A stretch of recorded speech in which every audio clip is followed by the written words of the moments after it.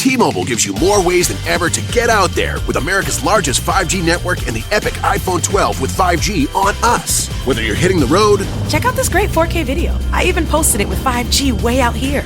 Or getting the team together. Right now, current and new customers get up to 4 iPhone 12s on us on our Max plan with eligible trade-ins. Only at T-Mobile. Each phone on us via 24 credits plus tax for well-qualified buyers. If you cancel credit, stop, and balance on required finance agreements may be due. Contact us. See 5G coverage, access, and offer details at T-Mobile.com. Lost Hills is a new podcast about a mystery when a man goes camping with his 2 young daughters and doesn't make it home alive. After his death, the cops follow a crumb trail of clues and arrest a survivalist they find camping in the woods.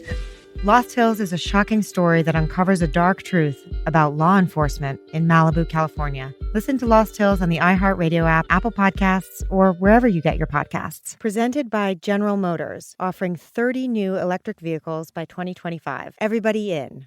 Introducing MS Journeys, a podcast series created specifically for people living with multiple sclerosis, brought to you by Novartis. Tune in for new episodes the third Thursday of each month at 7 p.m. and repeats nightly to hear iHeartRadio personality Scary Jones and patient advocate Kate Milliken reflect on the journeys of resilience and courage from people living with MS and so much more. MS Journeys will feature patients, their care partners, and experts within the MS community sharing their stories and insights. Listen in on the MS Vibe station or find it using the iHeartRadio app by searching for MS Vibes.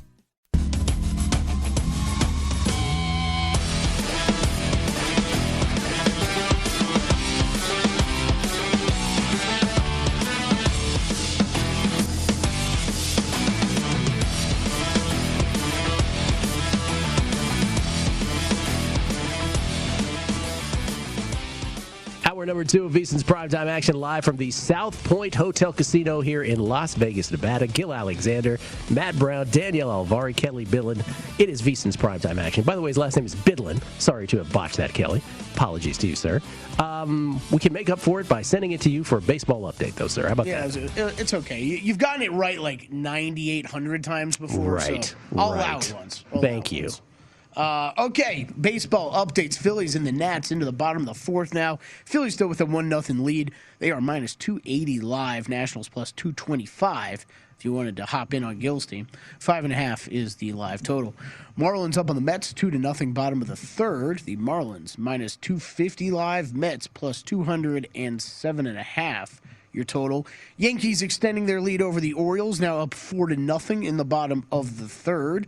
The Blue Jays still with that 3-0 lead over the Indians, top of the 4th inning now in Toronto. The Indians plus 650 live, if you wanted to hop in there. 8.5 the total. Mariners and Rays 1-1, bottom of the 3rd. Rays minus 190 live, though. Mariners plus 155 and 7.5 is your live total. Red Sox up on the Tigers 2-1, bottom of the 3rd inning. Red Sox minus 180 live, Tigers plus 150 and 10.5. The total. Reds up on the Twins in the bottom of the 3rd, 2-1. Reds minus 280 live, Twins plus 225 and 9.5. Your total. Zach Wheeler no-hitting the Nats through 4. Yes, as we just mentioned, the Cy Young frontrunner now with the injury to Jacob deGrom is through 4. He has walked somebody, so no perfect game in play here, but 4 strikeouts through 4 innings, no hits allowed. His ERA down to 2.38 on the season. You don't have any Olympic fever at all, do you? No, I don't try to pretend like I care about any of these things that I don't actually care about. Void of Olympic fever. Yeah. That's you, Danielle. You're all about it. It's like the deal, when the Kentucky Derby comes around every year, people pretend to like horse racing for like 48 hours. You bet on that, didn't you? They like it for like 48 hours, and then they never talk horse racing again for like another 363 days, and then they pretend to like it again for another 40. It's like the same thing with the Olympics. Every 4 years comes around, and people are like, oh, you know what's awesome? Handball. And it's like, no, it's not. You don't seek out handball any other time throughout the course of the year. No, you don't. It's just the spectacle of it. It's all it is. It's a novelty, is what it is. This feels like a jab at me because I brought up curling one time, and he's like, "You don't like curling. You're not watching curling the rest of the year." And you're not. True. You would if you could, though. You just can't. Yeah, maybe not. But I watch it more than cornhole. I would love to play in like a beer league, like curling league. So if anybody else wants to sign up with you a sweeper, or are you the guy pushing? Yeah, I think you got to rotate. I think that's you got to rotate. Yeah. I mean, we've got the ice rink up in Summerlin. You should talk to him about making some curling leagues. You should up talk there to him. See, like Matt, it's like right next to Matt's house, and he doesn't even want to join me in that. He's like, no. I brought Come over and watch, probably. I brought that up with one intention, just to wind Matt up. Yeah, I know. Yeah. But I mean, you guys have seen it. You've got friends that do it. It's like, you're all like, it's awesome, water polo. It's like, is it? I mean, yeah. Is it really? Is it really awesome? Yeah, it's pretty impressive. I'm just saying, the reason I brought it up, pretty impressive. I was just bringing it up because they showed on the screen down here last night's 400-meter men's hurdles, 400-meter hurdles on the men's side, where Karsten Warholm of Norway and Rai Benjamin of the USA both broke the world record. That was wild. I saw at the same time. At least. Yeah. And Warholm from Norway breaks the 46-second barrier. Apparently that was a big thing in the 400-meter hurdles. Matt knew that. He just didn't want to share. But his reaction to winning was to rip his jersey off. And I'm just wondering, like, if I won something like that, would that be my instinct to do that? To just like, I was wondering about that earlier too. Is that like this is how much heart I got, or is it like very disrespectful to your country to rip off like the Norway sign? Like you're. I would run without the jersey on in the first place. That's the way I would do it. That's how you get marketing. I don't know when that race was going on last night, Gil, but I have a feeling that's when I was trying to figure out like what app I needed to watch USA basketball. So this is the biggest single complaint about the Olympics now, right? As opposed to when we were kids, where we knew it's on one channel and one channel alone. You can't find anything. It was not hard to find. Right. Like, you couldn't get away from it before. Now you don't even know when things are on. And I know that part of that is it's happening at a different time zone, obviously. But we've had that before. But I was, like I said, I was betting on Team Israel. And I'm streaming it while I'm getting ready for a numbers game this morning. I'm thinking to myself, I'm like, this is what my life has come to. I'm watching streamed Team Israel baseball. It's Gil Alexander, Matt Brown, Danielle Alvari, and Kelly Bidlin. They paid $1 billion for the rights to this. It seems like it should be very easy to find anything. Like it should just be beaten over your head. Well, they're having trouble with advertisers now. People are upset because they thought they were going to get a certain number of eyes, and they're seeing quite a bit less. So they're having to deal with that now. Well, it was even difficult for me to find it streaming. Like, I'm just like, shouldn't that be easy? No. They just had little highlight clips. You can't find like the actual full event. We will get like a Team USA basketball finals on regular over-the-air television, right? I heard it's all on Peacock or NBC Sports. Maybe Tredinza can correct me if I'm completely wrong. Let's bring him in because he is a bit of an Olympics expert. And if Matt Brown will indulge us, we will actually get some Olympics bets here for a few minutes before we go on to more sports that are more amenable to your liking. Listen, I am positive that Drew, the other 3 years, between is definitely searching out all of the handball and the whatever this guy's doing on the thing right here and all that. Whatever this guy's doing, that would be the uneven bars, I believe. Yeah, everyone loves this stuff so much that you can't find it on all of the sports channels that need content so incredibly badly that they're running poker reruns from 12 years ago. But no, everyone loves these sports so much. Drew, this is the high bar, by the way, not high the bar. uneven. You're right. I didn't see a second bar. The high bar. The uneven bars is the women, Gil. Come on. Sorry. Come on. Apologies. Gymnastics. How did you know? Low-hanging fruit. Everybody watches that. All right, Drew, I don't know if these events have happened tonight, but I want to get these out of the way real quick. There's a women's kayaking event tonight that you had a play on, and also the 400-meter hurdles on the women's side as well, correct? Yeah, no, neither has gone off the air, both in prime time. And actually, I can tell you guys aren't betting on the Olympics because that's like step one literally is figure out exactly what time everything starts. Because there's an opportunity to take some shots. There's been a couple of decided events where the markets were still up over the course of a couple of weeks. I missed tennis matches because of that. They kept flipping around times. Yeah. Oh yeah. For sure, they moved the women's Olympic marathon swimming up 2 hours and didn't tell anyone because the water was so warm in the Tokyo Bay, and so I was expecting it about 8:30 a.m. local time. It went off at 6:30 a.m. and so not that provided any edge because marathon swimming it wasn't decided until literally the last 5 minutes. But there's been other stuff where there's been pretty rapid group. The surfing was the one that was the most fun because the surfing head-to-head, there was nobody else out there except for maybe one or two journalists live reporting results and they were very okay. The waves are good enough. Go, as opposed to this will start at this time. So I caught a couple of freebies on the surfing head. That was a lot of fun. All right. So in those two events, what are you suggesting people wager on tonight? So the star of the week, Lisa Carrington of New Zealand. She is doing the flat water kayaking, and she is performing at an all-universe level right now. She was in the sprint last night. It was a 200-meter sprint, and she won with absolute gusto. Like picture like this fast, a fast sprint in the swimming or the running, and she was like the only person on screen. It was that dominant of a performance in the 200-meter. She is she has, last time she lost a race head-to-head, I believe, was 2011. So anytime she's been, single rower, she is the champion. She is in the 500 tonight. She's a meaningful favorite, but she makes a pretty decent parlay leg with anything else that you have that you think is high confidence, that's chalky, including the women's 400-meter hurdles. We have Sydney McLaughlin going off in the 400-meter hurdles. Last night, you mentioned the men's 400 meters was incredible. It was so much drama. I was on Rye Benjamin with our guy Ed Fang, and it's felt like he had the speed. He felt like he had a faster race in him than we saw in the semifinals. He only missed beating Vorholm by about 7 hundredths of a second in the semifinals. So I thought he had it. I did not think Vorholm could go sub 46 there. That was absolutely insane. So it was cool to see.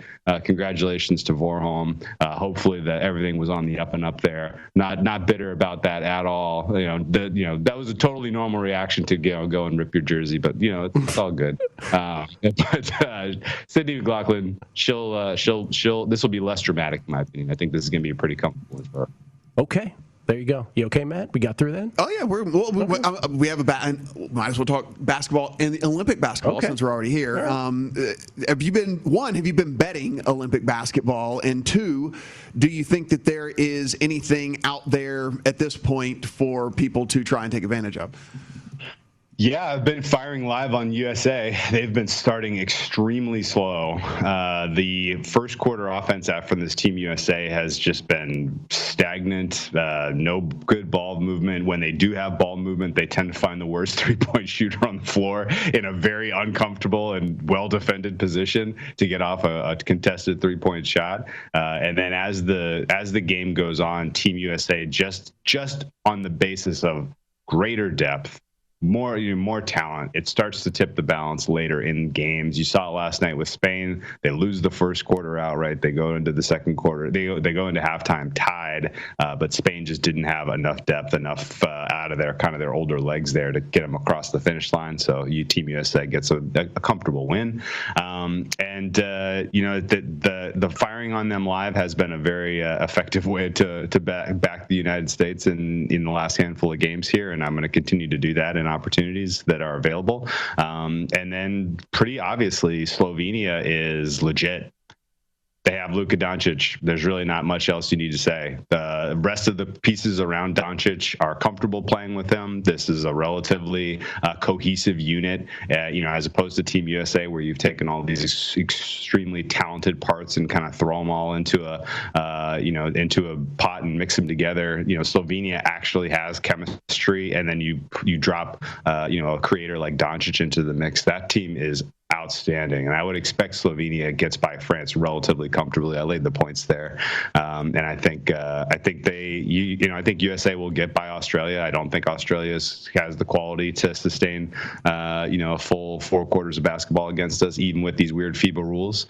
So I think USA Slovenia is probably your gold medal final, and it should be a really competitive game. Now, I would guess that you're probably going to see Slovenia as a 6.5, 7-ish point dog, based on the way we've seen them lining these USA games. And I'm going to think long and hard about taking those points, assuming everybody's healthy. Heptathlon, decathlon, and the 200 meters. What do you got there? Yeah, so heptathlon, decathlon, obviously those are more lengthy events. That is it's the multi-event. If you haven't seen it before, you brought it up this morning, but Jackie Joyner-Kersee and Florence Griffith Joyner, some very famous heptathletes of years past. You do some sprints, you do some middle distance, you do some field events, and you have a cumulative score that goes up against your other opponents. It's kind of it's really the true test of athletics, across all the competition. And I like the reigning gold medal winner in the heptathlon. You have Belgian Thiam. She's about -150. For whatever reason, the bettors are keen on this Great Britain woman who is suffering from a pretty meaningful Achilles injury, the best I can tell you. So I don't think she has a reasonable shot to get it done against the Belgian. So Belgian team, I backed her at -150. There are some of the market making books out there have her closer to -225. I think that's a pretty fair price for her. So I wouldn't play it if you can't find it about a -150 or so. And then the decathlon, I like the second choice. The favorite in that one is a Canadian, Damian Warner. He is a great athlete. He is a tremendous talent. He absolutely will medal in this event.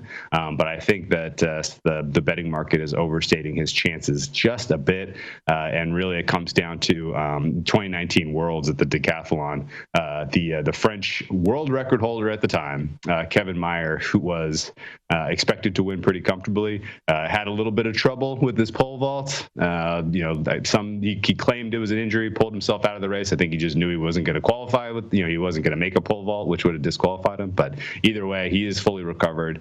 He has kind of spoken pretty outwardly about how much he loves the country of Japan as far as a culture and competing there. He feels like it's a second home. And so I'm expecting him to have a pretty outstanding decathlon here. And he is, again, second choice at about +150. And I think this is more of a 50-50 kind of a race than the market currently making Warner as a meaningful favorite.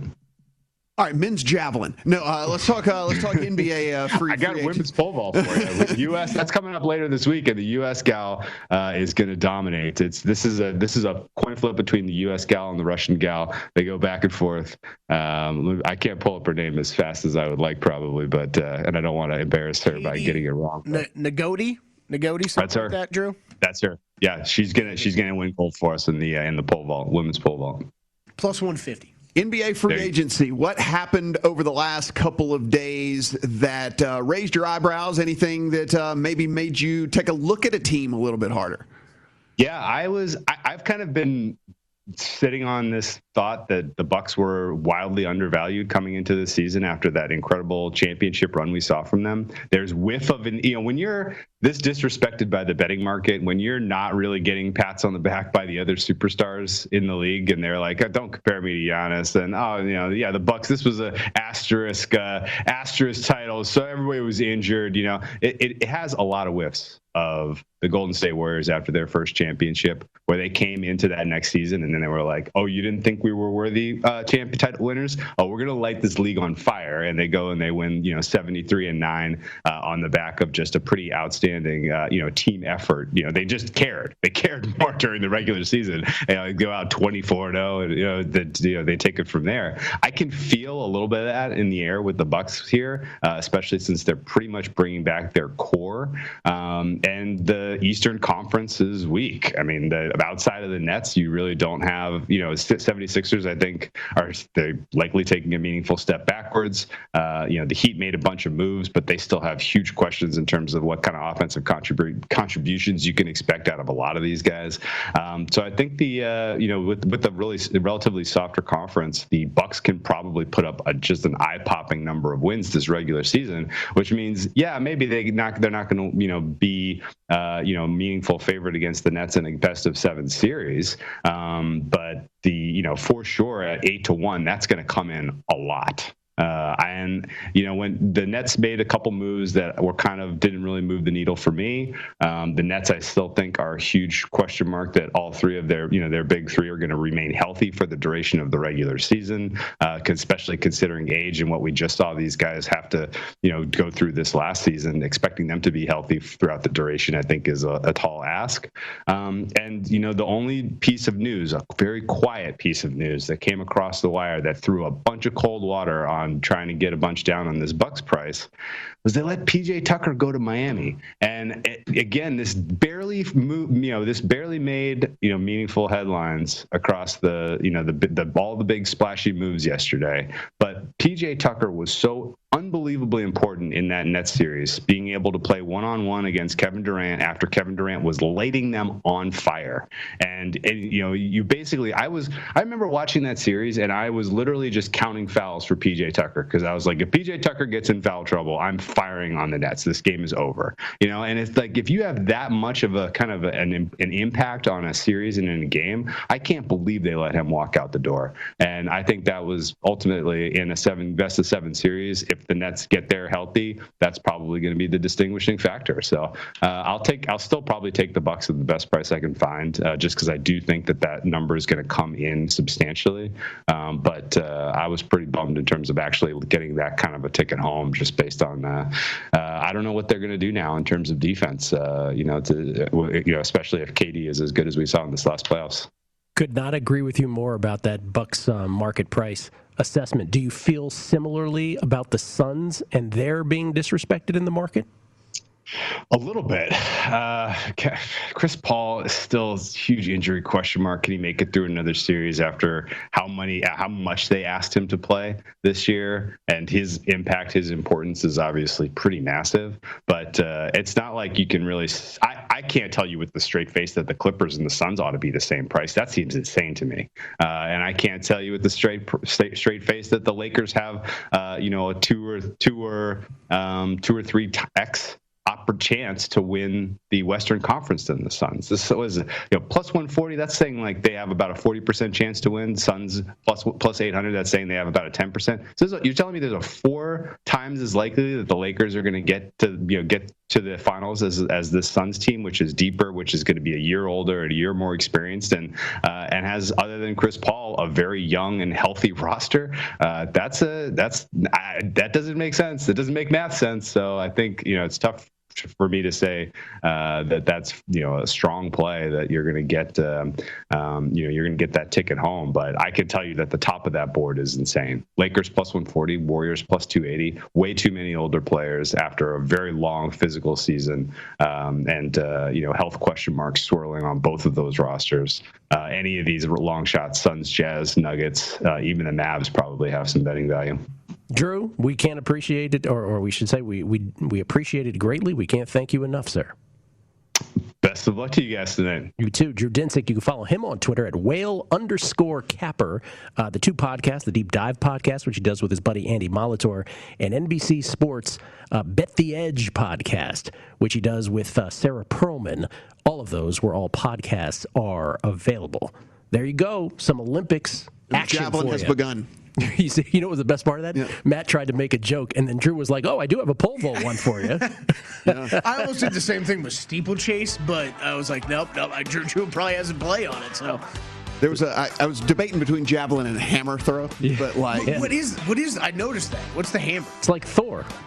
It's that the ball on the chain. Oh yeah, okay, yeah. It's like Thor. Yeah.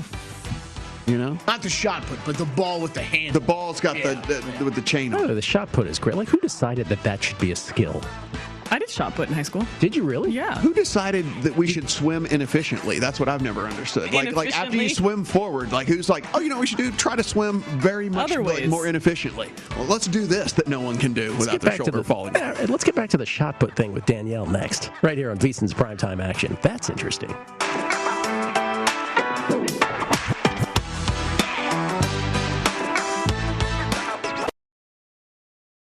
It's crazy how much we have to pay for outdated, impersonal healthcare, and even crazier that we all just accept it. It's time to face facts. Healthcare is backwards. Luckily, there's Forward, a new approach to primary care that's surprisingly personal and refreshingly straightforward. Forward never makes you feel like just another patient. Backed by top-rated doctors and the latest tech, Forward gives you access to personalized care whenever you need it. Using in-depth genetic analysis and real-time blood work, Forward's top-rated doctors provide you with in-depth insights to better understand your genetics, mental, and physical health. They then create custom, easy-to-understand plans to help guide you to achieving long-term health. With Forward, you get unlimited in-person visits with your doctor and access to care anytime via the Forward app, all for one flat monthly fee. It's time to stop accepting backwards healthcare and start moving your health forward. Visit GoForward.com today to learn more. That's GoForward.com. Hey folks, it's Tim Murray, the host of The Nightcap here on VSiN. And did you know that 85% of people who play daily fantasy sports lose?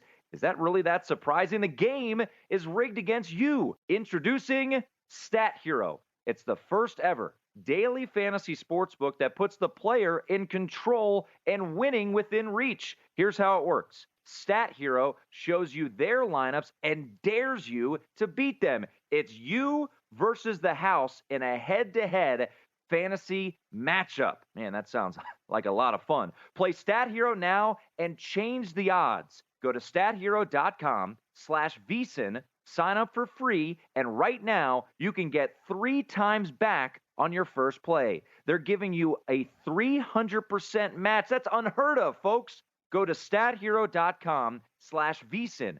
stathero.com/VSiN. Is your career taking you where you want to go? With Saia LTL Freight's best-in-class benefits, signing bonuses, and competitive pay, it's easy to see why we have the longest tenure in the industry.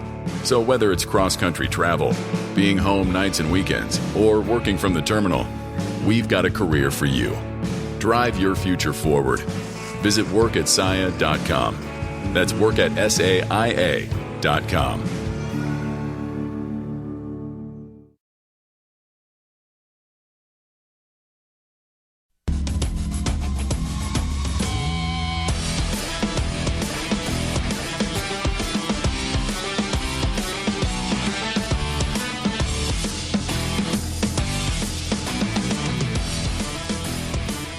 Back on VSiN's Primetime Action, live from the South Point on the tip of the strip, as we like to say. Gil Alexander, Matt Brown, Danielle Alvari, Kelly Bidlin. Zach Wheeler's no-hitter was broken up, but the Phillies still lead the Nationals 1-0. Now in the bottom of the 6th, as Wheeler has just given up the one hit to Yadiel Hernandez to lead off the bottom of the 5th. But Patrick Corbin having a great game, too. He's gone 6 innings. He's only given up 3 hits and struck out 8 in that one. And losing. On the record for taking a loss if this holds up.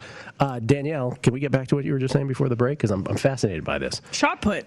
Shot put. So you, first of all, how you were in track and field at UCLA? No, in high school. In high school. I was going to say. UCLA has very good track and field. I was going to ask. So what made you decide? Like, at what point were you like, you know what, this shot put, I think I might have it in me? I was doing track and field. I was doing running and high jump. I was doing hurdles mostly. And then I wanted to get out of running practice for the day. So I went over to the shot put area and I ended up being very good at it. And I think it was cheerleading related because when I was in high school in cheerleading, I was the base. I threw the other people. So I was actually pretty strong. So I said, hey, we're usually throwing like 100+ pound girls. This ball's only 8 pounds. Maybe we can make this work. So yeah, it ended up being my best event. What other events did you do? A high jump and then 110-meter hurdles. Wow. Yeah. Get down with your bad self. I mean, I wish heptathlete Do you know or how long decathlon it would take be me to run, trot, hurdle? You know, trot. Me like try to just climb over a hurdle. Those things are not small. It would take me forever. I did hurdles even before high school though, and did it for a while. And then the first hurdle that I crashed over, I could never get out of my head again to get over another one. See, my strategy was to jump so high that I wasn't near it at all. Terrible technique, not what you're supposed to do at all. But I never hit a hurdle. Yeah, so high. Anyway, Matt, would you like to see Kelly do hurdles? Run the hurdles. That would be bizarrely entertaining. We're gonna have to do that. This would just add it to the list. I mean, again, I can't. There's no way I could clear one of those. So it would be like old man getting over a chain link fence. Like the men's ones are high, the men's ones are higher. There are high hurdles, and then there are normal sized hurdles. Yeah, can I get like whatever they use like in elementary school, like track and field? Yeah, like they probably yay high. Yay high. So what? Yeah, I still think we should start with the free throw contest and then work from there. That's a good call. Yeah. But back to the swimming thing. Because I did watch some swimming over vacation. Oh, he makes an admission. Yes, I did watch some swimming. Where he's going I did though. The thought though went into my head as I'm watching them. I agree. Do butterfly and then the breaststroke and then like the backstroke. So I'm going. How did this become a thing where we're like, oh, we can swim very efficiently and fast this way. Let's try these things that are incredibly inefficient. Well, backstroke is efficient if you're trying to save somebody else. So I don't know if you've ever seen lifeguards swim with somebody. Baywatch. So that's a reason you would need backstroke. Do Also, we think breaststroke. that the backstroke was invented to save people? Maybe. I don't know. But, Matt, I've thought about this before, and I think I've got the answer. The answer is obviously that whoever finished second, whoever the first swimming race, and the guy who kept losing was like, well, I bet you can't swim as good as me when I go like this. I mean, right? Like, that's the only way it makes sense. Someone found out they could do it well. Right. And then they were like, I challenge you. I invented a new one. Yes, I challenge you. Well, technically, I think, at least when I was swimming in junior college, you could swim freestyle any stroke because it's freestyle. So you couldn't get DQ'd for swimming a different stroke. Why would you? Because they're all slower than freestyle. Right. But you could. See, I'm partial. That's interesting. I didn't know that. I'm partial to the summer games because to me, this is the original Olympics from Greece. Running, swimming, basic sort of human things, right?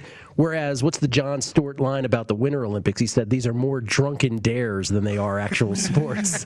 These are, let's get in this car thing and fly down a mountain sort of deal. Bobsled. Yeah. I want I can a agree bobsled. with this. I can agree with that take. Yes, Yeah, that makes sense. Like bobsledding? Like really, who came up with that idea? It's like we need a roller coaster, but let's put it on ice. As opposed to the luge, which They're is also done more differently. dangerous, right? Like they seem more X Games related. They're definitely more dangerous. Yeah. With apologies to skiing, which I love, by the way. These people that go down the thing and then launch themselves like half a mile, like on the deal, whatever. Like, perfect form. You know what I'm saying? Like what? That is incredibly dangerous. I'm surprised we don't get a death every single Olympics. Could you do that again? That was great. You know how they do that? Like they just launch themselves. And like, some of them are flipping. The people that are doing all that, that's just completely. Man, I think you should compete, man. You got the form down. There's in Park City where they had the Olympics. You can go up there and you can go down the little thing, except you just land in the water. And so I've done did that? All right. A few times. So you just land in the water. You worked on it looks like you've done it. Yeah. Was that ski jumping or was that Smooth Criminal from Michael Jackson? It was one or the other. A little bit of both. Beautiful. A little bit of both. And at least we'll look at those standings since we talk about the Phillies and the Nationals and the Mets a lot tonight. We'll look at those and then 32 teams in 32 shows. We got to get to that too. That's next as well, right here on VSiN's Primetime Action.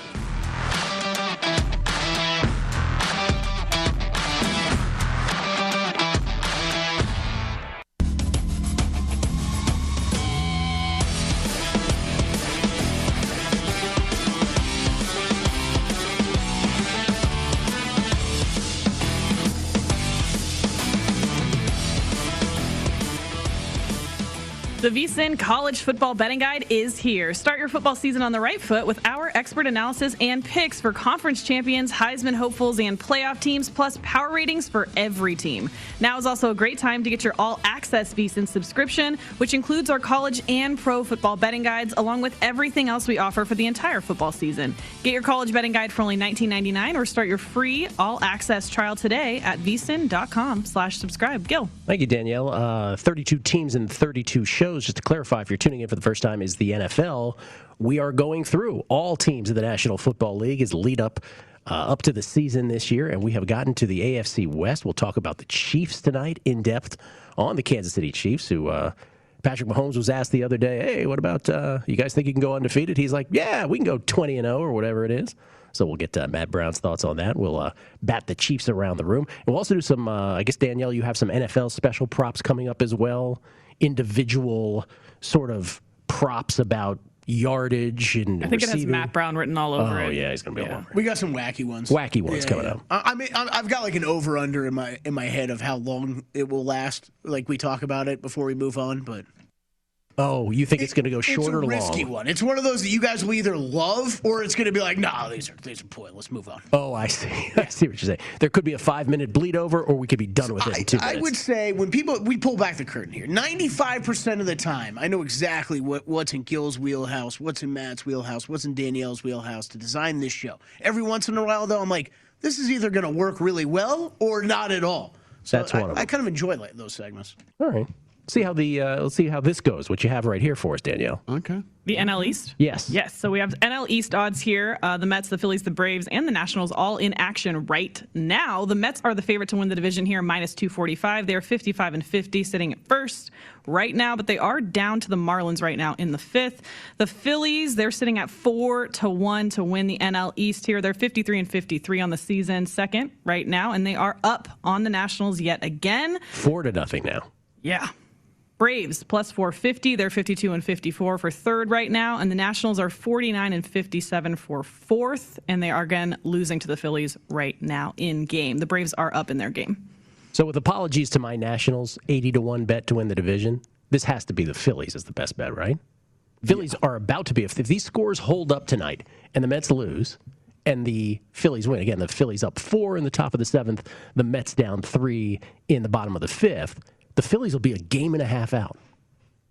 And if you did play the evening slate, when we were talking to Sporer earlier, he said, I think you should probably go against John Lester. Yes. 5 spot for the Braves in the first. There you go. Yeah, 5 spot for the Braves. That's why we have Paulie on.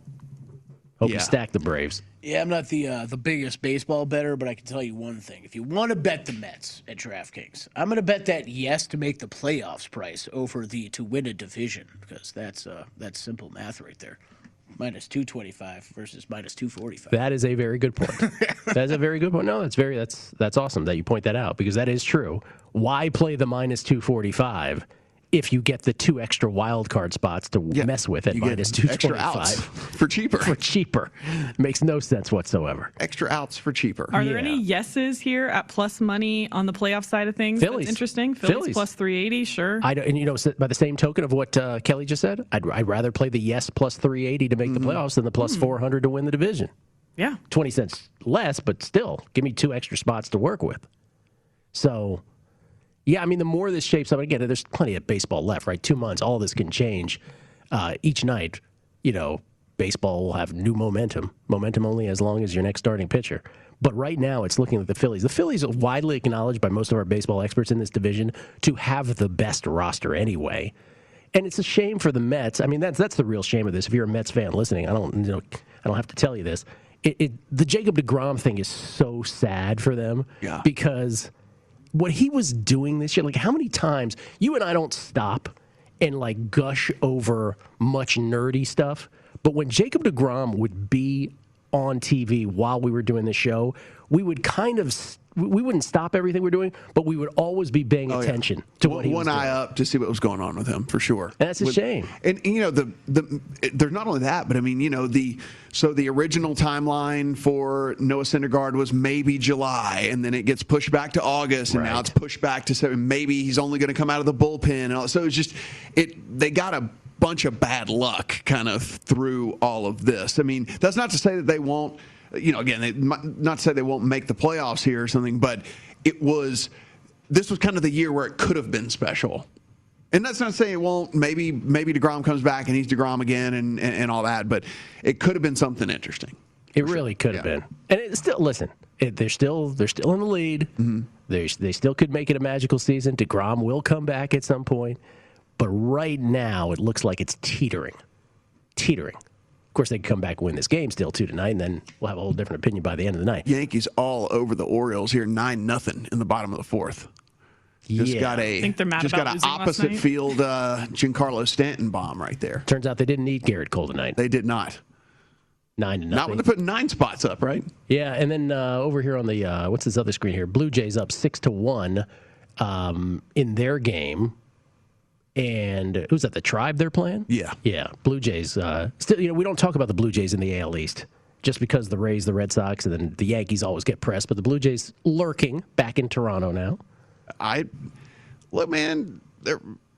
I'm in love. Whatever. I'm just in love with this team. So it's just. I love the Jays. Yeah. Like I'm just in love with this. I'm in love with this lineup, top to bottom, the way that they hit. I mean, it's going to come down to pitching for them, and I think it's probably not going to be enough. But I do love this lineup, top to bottom, though. Yeah, right now, if the playoffs were to start in the American League, the 2 wild cards would be the Red Sox and the Athletics, with the Rays, White Sox, and Astros winning the divisions. And in the National League, the Mets currently, the Brewers, and the Giants would win their respective divisions, with the Dodgers and still the Padres as the 1 and 2 wild. Could you imagine that wild card game? That would be in the brief history of wild card games in Major League Baseball. That would be probably the greatest single wild card matchup on paper that we've ever had. That Dodgers team and that Padres team. That would be amazing. Well, we'll see if we get there. So I'm here for that. I would watch it. Yeah, I'd get into that. I would tune in for that, and we'd be able to find that. As a matter of fact, see what it was. I don't even want to comment on what we're watching. I don't even know what's happening. Gil is going to see that. Listen, this could be live, or this could have happened 2 weeks ago. I don't know, and I have no idea. That's right. I would have no idea. All right, we'll do those very special, or as Kelly said, wacky NFL props next. We'll see if it lasts 2 seconds or if we have things to say about it, as the Phillies just keep on adding. Oh, that was a replay. Still 4-0 against the Nationals. But we'll do those wacky NFL props, and then that'll lead into 32 teams and 32 shows. The Kansas City Chiefs on deck tonight in our continuing series. It's VSiN's Primetime Action live from the South Point here in Las Vegas.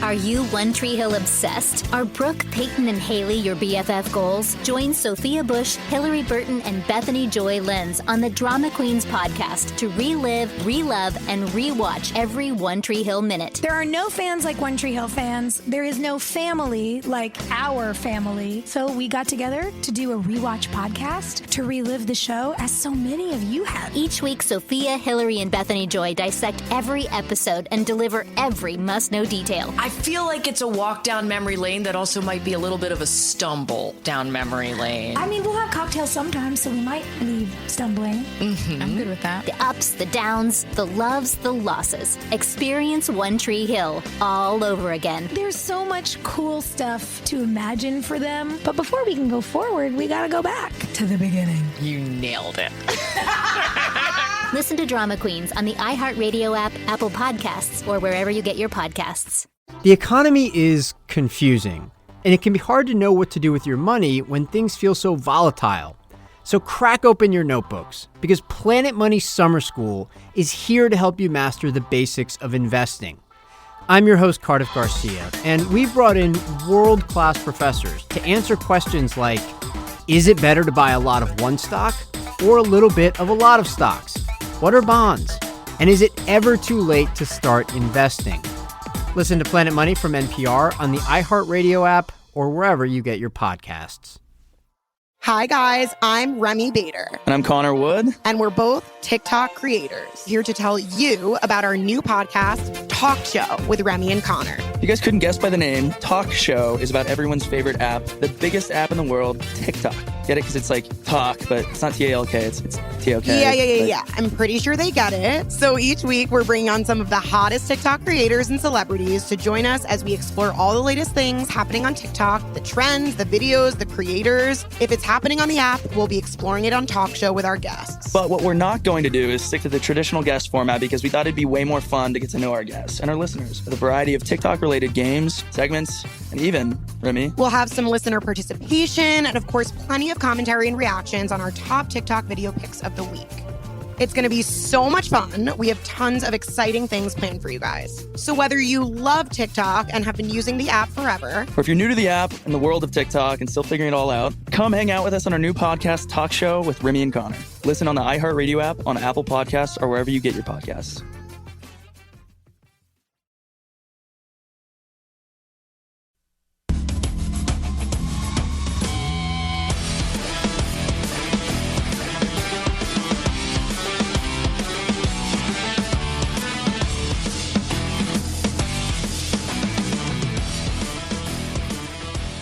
up for the DraftKings Sportsbook now and get a deposit bonus up to $1,000. Simply download the app and use promo code VSIN to get started with the only top-rated sportsbook that matters, DraftKings. You can bet on it. If you or somebody you know has a gambling problem, please call 1-800-GAMBLER or in Indiana, 1-800-9-WITH-IT. Eligibility restrictions do apply. See DraftKings.com/sportsbook for full terms and conditions. Gil. Danielle, you have these very interesting NFL season total props for the regular season. I am curious to see what you have. Yes, so let's start from the top here. So we have highest individual passing yards in a game. The number is set at 510.5. It's minus 110 on both sides here. And Dak Prescott, I believe, was the leader last year here, passed for 502 yards versus the Browns, which is actually the 24th all-time in NFL passing yards in a single game. There's a couple other players that are active right now. They're also higher on that list, so could possibly go over this 510. What do you think? Under 510.5 or over? The NFL record is Norm Van Brocklin, ladies and gentlemen. From the 50s. He had 554 yards passing in September of 1951. A great year. I remember it like it was yesterday. So recent history, and let's just call recent history this century. How about that? Mm-hmm. Elvis Gerback, 504 in 2000. Drew Brees, 510 in 2006. Big Ben, 503 in 2009. Tom Brady, 517 back in 2011. Stafford, 520 in 2012. Eli Manning, 510. So you're getting the idea. Matt Schaub, 527 in 2012. A lot of Matts. That name just stuck. Like, Matt Schaub is number 2 all time on that in this category. That's incredible. It's incredible. For the Texans against the Jaguars. The Texans versus the Jaguars in 2012. Wow. I mean, Romo had one in 2013, 506. So basically, the rather than going through all of them, Matt Ryan threw for over 500 yards in a game during the 2016 season, and Derek Carr did in Week 8 of the 2016 season. I think those are the last 2 times it's happened. Recent, yeah. So, like, the other thing for something like this to happen is it has to be a somewhat competitive game. And the other team also has to be having a ton of offense as well, right? Because everyone thinks like, oh, well, what about a blowout? And the team just starts throwing the ball over the place. Well, yeah, they throw the ball, but the other team's just running the ball. They're trying to milk the clock and get the game over with. So, like, you have to have a shootout happen for something like this. Yeah, like think that Cardinals-Bills game last year, right? Or that Rams-Chiefs game a few years ago. Yeah, didn't that have That's a 500-yard passing in that game? I was looking that up because Jared Goff is on this list, but it was not in that game. So it's like teams with horrible secondaries who might have good offenses. And so, again, it's like you bring up the Cowboys, and like Cowboys are going to have one of the worst secondaries in all the NFL, and they're going to have an awesome offense. And so it's like, could you target a game involving the Cowboys possibly that, something like that could potentially happen? The problem is, it's like all the other teams with like really horrible secondaries, you don't really jump up and down about the offense, right? Like the Jets are going to be bad, the Raiders are going to be bad, the Falcons, the Lions, all those. I mean, yeah, maybe the Falcons, whatever they could, maybe you could see them getting in a shootout or something like that. But you need a scoring environment for something like this to happen, because it can't just be a one-way street, because the other team's just going to milk the clock by running the ball, and you aren't going to have time. You're not going to have time to throw for. Yeah, you're not going to have time to throw for 500. Yeah. This is under nothing, right? Yeah. Yes. Okay. Yeah. Yes. All right, what about the next one? Most individual interceptions thrown. So the number here, 21.5, slight juice to the under here at minus 115, minus 105 on the over. So Carson Wentz and Drew Lock tied for 15 interceptions each last season. But Jameis Winston, who is on the Saints, by the way, and fighting for a quarterback spot, had 30 in 2019. So what do you think? Over, under 21.5 individual interceptions thrown? Give me that last number, that last stat, Danielle. Who had Jameis Winston? Oh, yes. The 30-30 The old 30-30 season. My favorite season. Not the record you want, like ever. but the record he has. Canseco, Winston. That's amazing. I love it. That's my favorite. I was freaking out watching that game. I will not forget that game for the rest of my life. In the D in downtown Vegas here, just rooting for him to throw one more interception so he got there. And did it on a pick six in overtime. Jeez. Legend. Legend. That year he did that. That year he threw 9 more picks than the next closest guy. Yeah. That's incredible. Yeah. So 9 more picks. So that's 21 then. Yeah. Yeah. I think this would be under for me, or nothing as well. I mean, so you try to look at these. So the thing was with Tampa, that was a super pass-heavy offense and a team that was fairly bad when Jameis was there. So he was throwing all the time as well. So you look at like these teams where quarterbacks might be throwing a ton because that's what you have to have, and you probably need a bad team as well. And I don't hate. I mean, maybe Goff and the Lions. Maybe Goff could end up throwing 22 picks.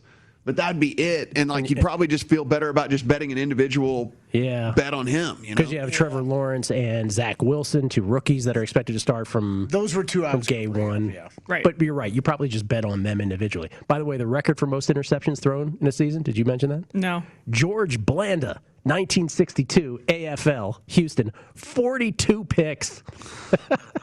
What did Aikman had a lot in his rookie year, right? I think he was way up there.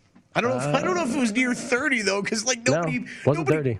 There's only been 30 interception seasons 12 times. Winston being the last of those. What was the last one before him? Do you have that up there? Sorry. Yes, the last one before him wasn't any time recently. You'd have to go all the way back to 1980 and Richard Todd for the Jets. There's Jets fans out there like, Richard Todd, 80. I don't know that guy at all, but that's what James Winston. No, I messed up one. Vinny Testaverde, but not with the Jets, with the Buccaneers in 1988. He actually threw the second most of all time, 35. Wow, okay. But, I mean, since before Winston, you'd have to go back to the 80s. It's a real outlier to get to 22 picks is the thing. So, I mean, again, it's an under or pass for me because it's I agree. You look, Jameis threw for 30, but then again, the next guy was at 21, and then everyone else was pretty much far below that. And then you start looking at these other seasons, and it's just kind of an outlier for someone to throw. Because if you throw a lot of picks, at some point they're just going to sit you down. Well, and that's the other thing, right? Is you have to look at what point do some of these guys that even have a chance of this happening, do they just lose their job, right? And so again, Jameis would lose his job to Taysom Hill, right? He would never get the chance to even get there, right? I guess that's where I think rookies, though, would be the only ones you could bet. But then I think you guys are right. You would just target them individually for whatever their individual interception number is. Because Zach Wilson, if he throws a bunch, they're not yanking him. He's going to play. I mean, and probably unless the Jaguars are really in contention, same thing with Lawrence, I would think. Yeah. What about receptions? Highest individual reception total. So the number here, 130.5, juiced to the under, minus 130 here. Last season, Stephon Diggs had the most with 127 receptions. Devontae Adams and DeAndre Hopkins behind him at 115. I mean, that's an under or nothing, too. I'll take the minus 130 juice. There's only been 4 instances in NFL history of more than 130.5 receptions.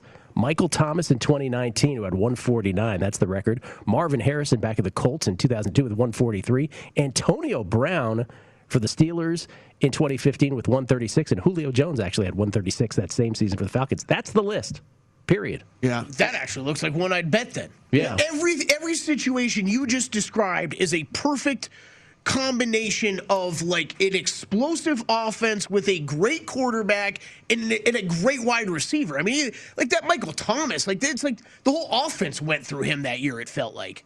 Yeah. No, I agree. That's the entire list. So. Yeah, I mean, you look at. Granted, we do have an extra game this year, right? So there is, and football has changed over time. And it's far more pass happy. But I mean, even if we look back to last year, as far as receptions go, I mean, it was Stephon Diggs at 127, and that was 12 more than DeAndre Hopkins, who was the next in line, right? And so even if you're talking about adding an extra game, I mean, 10 catch games are not very frequent, and even at that, for DeAndre Hopkins, puts him at 125. The only person, if we even prorate this to an extra game that would have gotten there would have been Steph Diggs, and that's it. So one guy would have gotten there, even with an extra game. Pierre Garçon caught 113 for Washington in 2013. I do not recall that. Rabbit hole. I do not recall that. Oh, I love Pierre. I got a story for you later about him. Peter Wader, love him. All right. What about individual 200-yard receiving games? So I'm imagining this means, Kelly, it can be the same player if they have multiple games, because last season it just had 2 players here, Tyler Lockett and Tyreek Hill. In 2019, it was 3 players. 2018, also 3. 2017, 4 players. And can I just say, go Amari Cooper, because he had 2019, 2018, and 2017. He notched one of those games. Yeah, he's always has one game where he goes nuclear. It's crazy. Yeah, it's a great question, because I didn't really think about it, but it is listed on DraftKings this way. So, yes, I would think if you have one wide receiver that has multiple multiple that would count towards the bet. Multiple, yes, it would count towards the count. All right, so number here 4.5 and slightly juiced to the under at minus 115. If there was plus money on the over, I would take the over because for the same reason we're talking about, Gil. One, extra game in the season, so you get that many more opportunities for it to happen. You get 32 more opportunities for it to happen because 32 teams get an extra game, and then on top of that, you're looking at the way that the game has changed, the way that the game is reffed, and all the things. So, I mean, if you were getting better than the minus money, I would just kind of buck the system with there not being that many over the course of history and play the over. But 2014 was the last time this went over, and it was eight players. Jeez. Most just has nothing to do with this prop, but most 200-yard games by any receiver in NFL history, a tie, 5 apiece for Lance Allworth of the Chargers back in the day, and Megatron for the Lions. I believe that as well. Yeah. I believe that as well. Miss him. What about this rushing yards one real quick here? Number of individual 200-yard rushing games, the number's 3.5. Juice to the over here at minus 130. So last season, 5 games this happened. 3 of them belonged to Derrick Henry. And then we had Dalvin Cook and Jonathan Taylor as well. Before that, it was 3 players, 4, 3, and 2. Probably over, but it's not something I would grab. I don't like that. It's not as exciting. Now that it's juiced up, I would. Yeah. I mean, if that was, I would lean to the over there as well because this is something that's like a little bit easier to do. If you break 180-yarder and then you just compound from there and you can get to 200. But yeah, and if Derrick Henry gets hurt, you are right behind the 8 ball. Yeah. Oh yeah. It's funny though. It's interesting to see these ones that are juiced. Like people have clearly bet these. Like these have been bet. Oh yeah. That worked out nicely, Kelly. How about that? Yes. Well done, Kelly. Perfection. Well done. 32 teams, 32 shows continues with the Kansas City Chiefs. We'll update all the scores of baseball as well. Next, right here on VSiN's Prime Time Action.